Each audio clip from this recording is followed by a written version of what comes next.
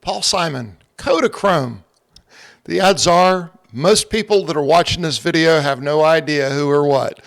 Paul Simon was a singer. Kodachrome was a popular song a long time ago. Why do I talk about that when I'm supposed to be talking about real estate? Well, the basis of that song was when Kodachrome came out, colored photos, it made a real difference. Looking at something in black and white was a lot different than looking at something in color. Well, flash forward to 2023 and we have the internet. Now, things on the internet are certainly a lot faster than in the old days of Kodachrome, when people had to wait to read their stuff in print or listen to it on the radio or watch it on the news. Now information's almost instant. And unfortunately, a lot of that information, number one, is not true, and number two, tends to be very negative. And we hear that in the housing reports. Everywhere you look, you hear, oh, it's a bubble, prices are coming down, things are imploding. And it may be in certain cities, but let's talk about the Tampa metropolitan area. I've got some reports here from the Florida Association of Realtors that kind of shed a different light on what you're going to see here, which is the true facts and statistics versus what you may be hearing on the TV. Now, they're talking about, how it's so terrible. Well, 2022, there were 3,500 plus homes that were sold, closed sales.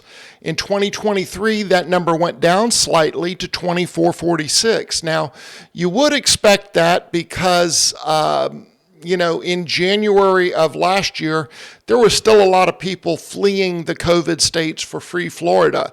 And that ingress has really kind of slowed down. So a lot of folks figure, well, that's going to drive the price down. Well, here's what happened.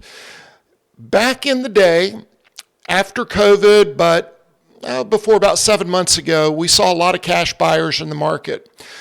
What that meant to you as a buyer is if you wanted to buy a property, you were pretty much out of luck because people were paying more than the asking price and they were selling with cash. Well, guess what happened January of this year? That number was cut in half from 1,100 people that purchased with cash to about 578 that purchased with cash. So what that means to you is if you're going to finance a home, you got a lot better chance of getting one right now. Now, the other thing you're hearing is, oh, these interest rates, they're keeping people from getting homes. Look at the stats, folks. They are not keeping people from getting homes. People are definitely still getting homes. And, you need a little reality check here. When my wife, Patricia, and I bought our first home, the interest rate was 16%.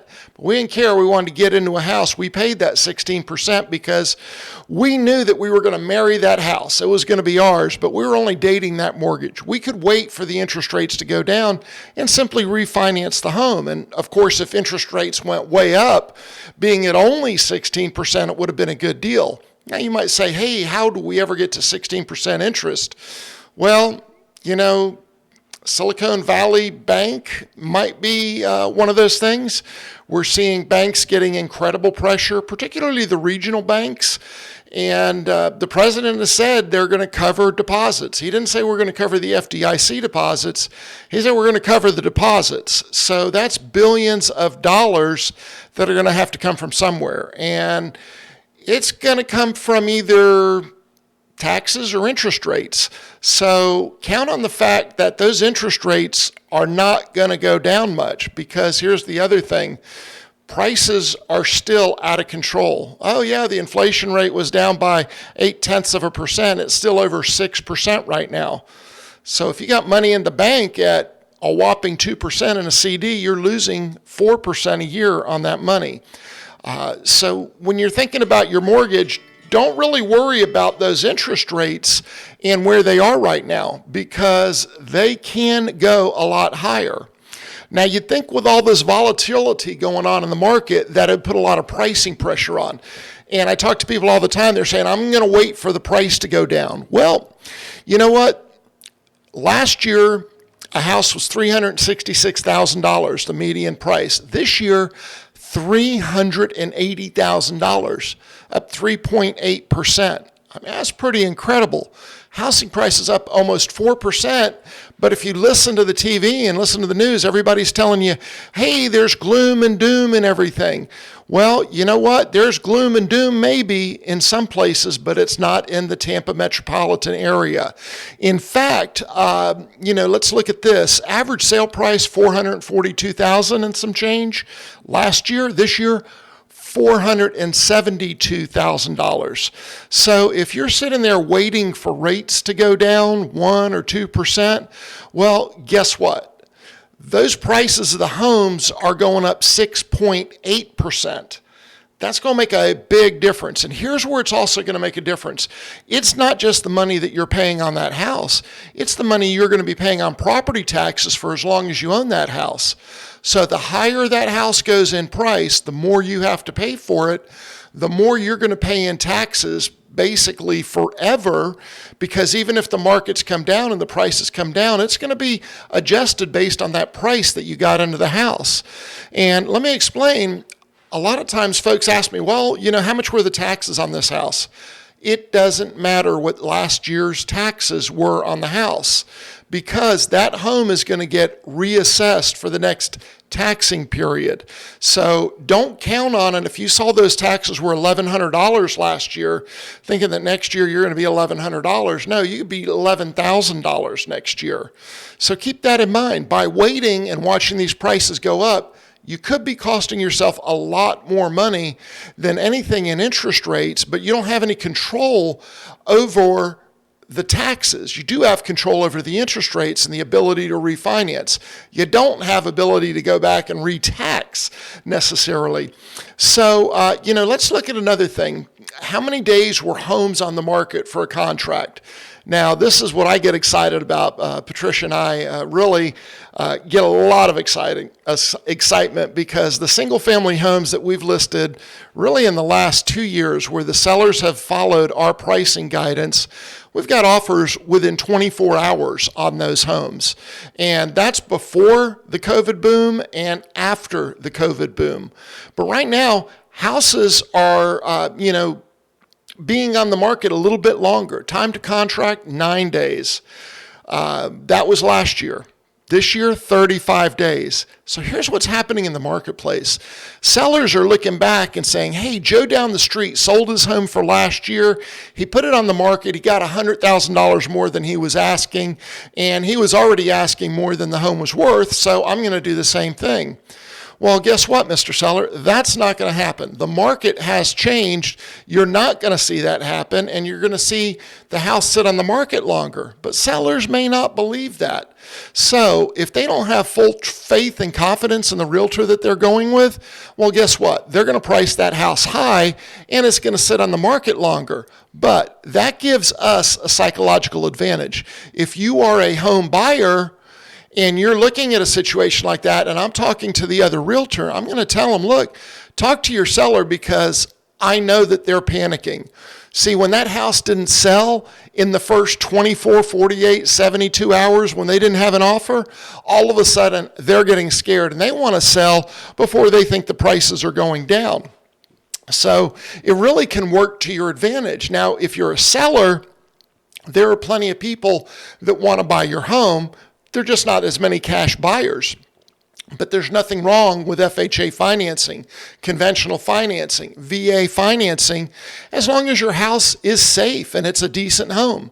Now, there may be some things that you need to take care of, and since Patsy and I flipped homes for 10 years, we're pretty good at going into a home and telling you, hey, you might want to think about changing this, you might want to think about changing that.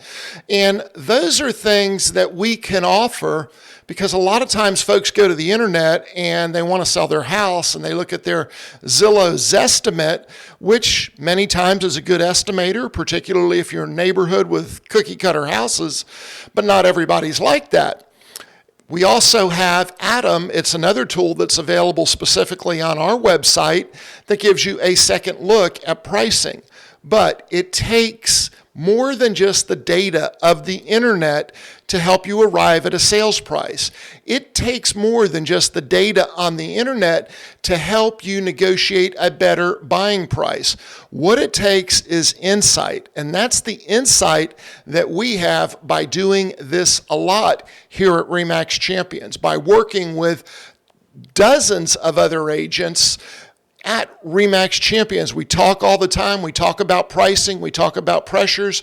We talk about neighborhoods, because I know most of the neighborhoods in Hillsborough County and in this area of Pasco County, but there are places in Citrus and in, I guess, far west Pasco I may not be as familiar with, but I've got agents that I could talk to just like they talk to me if they want to know, hey, what's the difference between Sulphur Springs and Seminole Heights?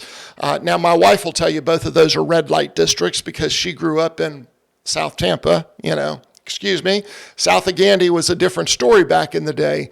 But the bottom line is we kind of know where neighborhoods are and where they're going. And the other thing to look at is there are plenty of houses out there. Last year, 4,061 new listings. This year, 3,659. So we didn't lose a lot of listings. There's a lot of inventory out there. A lot of these homes are impending though. Here's the thing, it's a little bit different than it was last year. You may find your dream home, you go to look at it, and it's already pending. Well, guess what?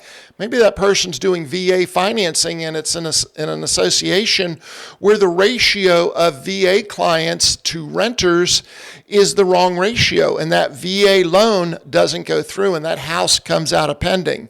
So it's important to have a realtor that understands the nuances of this market, that talks to the agent and says, hey, are you guys accepting backup offers? And where is that backup offer going to be? All right, that's what Patsy and I can help you with if you're looking to buy a home.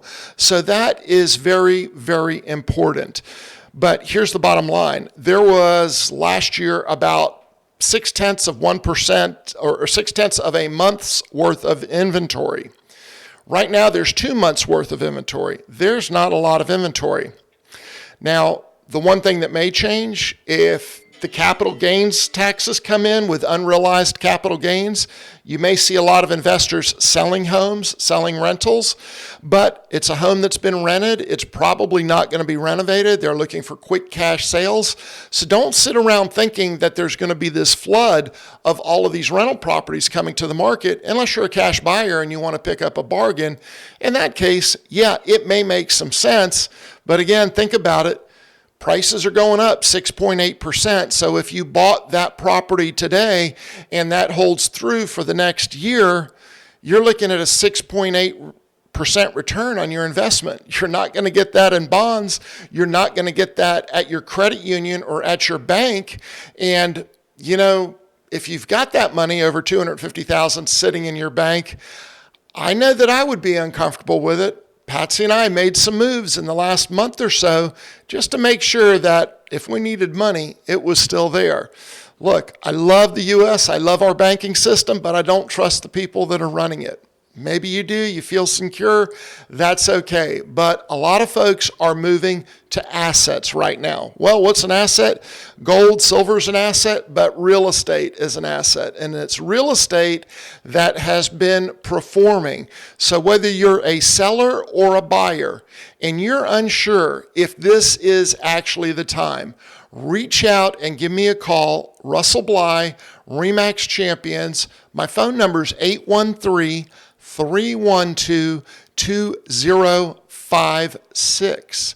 And let's talk about your situation, because if it's not right in your situation for you to buy or for you to sell, I'm going to tell you that. Now, it may break your heart, it may hurt your feelings, but I'm not here to make sales. I'm not here to make a one-time sale to somebody. I'm here to build relationships. And you could talk to any of my past clients and they're going to tell you the same thing. Jim and Pam just did their third transaction with us. They moved out to Texas. We helped them get almost $100,000 more for their home when they sold it. And guess what? The sellers are happy because they got an absolutely stunning home, or the buyers rather are happy because they got an absolutely stunning home in Land O'Lakes, Florida. So no matter what the situation is, reach out and give me a call. Let's talk it over. If you're not sure where you are with financing, we have Motto Mortgage, the best mortgage company in my opinion to deal with because they have lots of lenders, and I could walk across the hall and talk to a human being. No artificial intelligence here, even though I love it and believe in it and use it in my listings. It also helps to have that human interaction so that I can share my insights and my mortgage person can share their insights. And for sellers, we have our title services in-house. For buyers, we have our insurance agency in-house. We have everything right here under the same roof. Very few agencies can offer that. I personally call it our RE/MAX Champion Circle, starting with the real estate, to mortgage, to title insurance, to your homeowner's insurance. We've got you covered here. So reach out, give me a call, and let's see what your personal situation is.